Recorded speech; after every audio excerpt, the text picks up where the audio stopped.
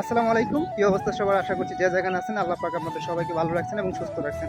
তো অনেকদিন ধরে ব্লগ ভিডিও দেই না, আজকে একটা নতুন ব্লগ ভিডিও নিয়ে চলে আসলাম।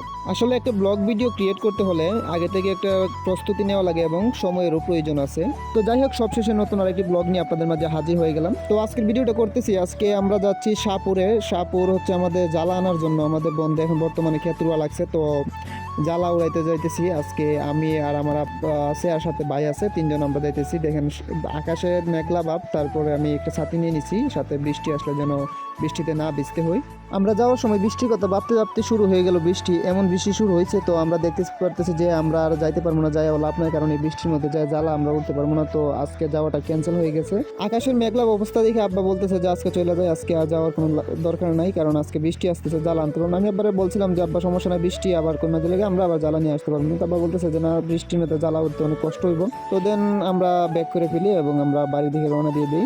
আর এই যে এখন আপনার স্ক্রিনের মধ্যে কিন্তু দেখতেই পারতেছেন পুরোপুরিভাবে বৃষ্টি শুরু হয়ে গেছে। আর আমিও বাড়ির কাছাকাছি চলে আসছি প্রায়। এটা হচ্ছে আমাদের বাড়ির পাশের রাস্তাটা।